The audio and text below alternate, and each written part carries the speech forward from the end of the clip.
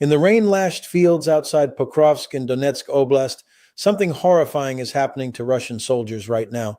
Entire assault groups are disappearing without a trace, not retreating, not surrendering, simply vanishing. One minute their radios are alive with the static of an advance, the next, absolute silence, no final transmission, no bodies for recovery teams to find, just empty foxholes, abandoned equipment, and the Ukrainian drones still circling overhead like vultures that have already fed. This is not the fog of war. This is not normal battlefield attrition. What you are witnessing is the live demonstration of a Russian doctrinal collapse, so complete that entire units are being erased from existence before they can even register on their own command maps.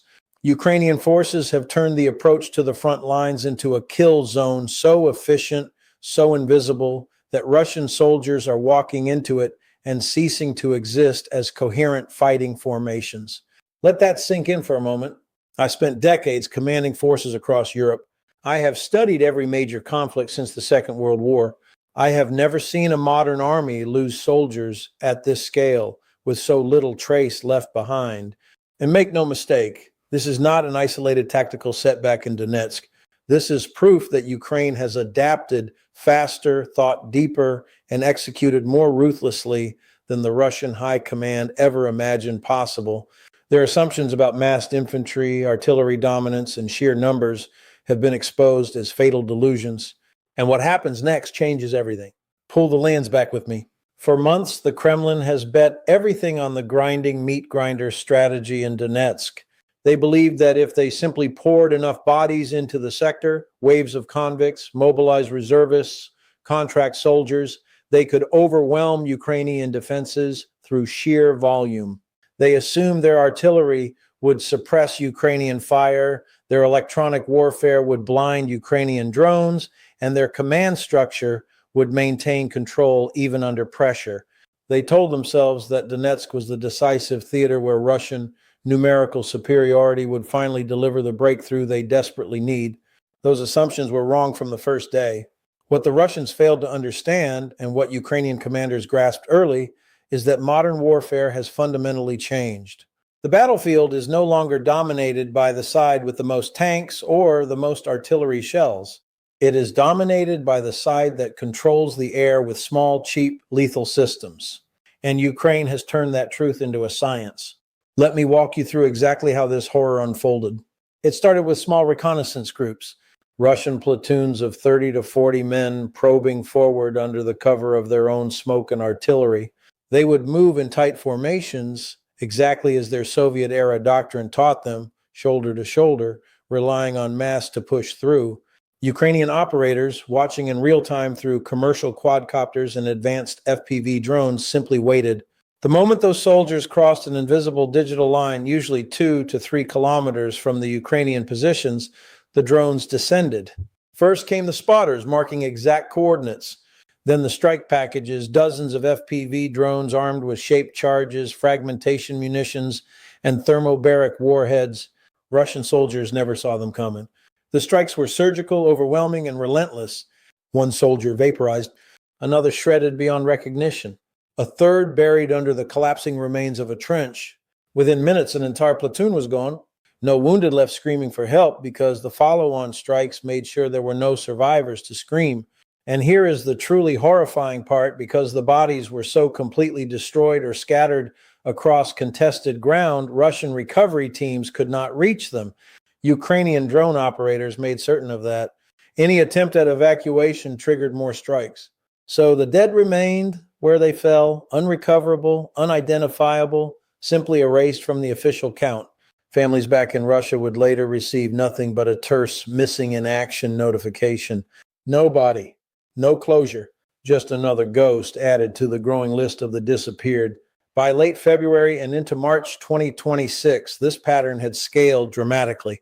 Russian losses in Donetsk reached record levels, over 35,000 confirmed casualties in a single month, with some estimates putting the density at 316 soldiers per square kilometer in the most contested sectors. Entire companies of 120 men were entering the approach corridors and simply vanishing. Radio logs showed units reporting on the move at 04:30 hours, then nothing. Command posts would query for status updates and receive only static. When follow-up drone reconnaissance finally reached the area, the ground was littered with twisted metal and charred earth, but the soldiers themselves had been turned into dust and memory. The Russian High Command responded exactly as their outdated doctrine demanded. They doubled down. They sent in larger formations. They increased the frequency of these human wave assaults. They ordered their troops to advance without adequate reconnaissance, without proper electronic countermeasures, without even basic drone protection, and each time the result was the same. More platoons, more companies, more ghosts. Ukrainian adaptation, by contrast, was relentless and precise. They integrated commercial off-the-shelf drones with military-grade electronic warfare systems. They developed night-capable FPV variants that operated in the same low-visibility conditions the Russians once thought would protect them. They created autonomous hunter-killer teams that could loiter for hours waiting for the next wave. They even began using AI-assisted targeting that allowed a single operator to control multiple strike packages simultaneously. The asymmetry was breathtaking. Russia was still fighting a 20th century war of mass. Ukraine was executing a 21st century war of precision and information dominance. And it gets even more serious from here, because this is no longer just about the soldiers on the ground. This is now a state-level catastrophe for the Russian military machine. The human cost is staggering, but the institutional cost is even worse. Russian recruitment centers are already overwhelmed with families demanding answers about missing sons, husbands, and fathers. Over 90,000 active claims for missing personnel moving through military courts. The psychological toll on the remaining forces is incalculable. Soldiers who once marched forward with at least the illusion of support now know the truth. Step into the open and you disappear. Morale has collapsed to the point where entire units are refusing orders. Desertion rates are spiking. And the Kremlin's only response is to throw more untrained bodies into the same meat grinder. Logistically, the system is breaking. Russia's ability to replace these losses is finite. Every disappeared soldier represents not just a human being erased, but a rifle, body armor, training time, and future combat potential removed from the inventory forever.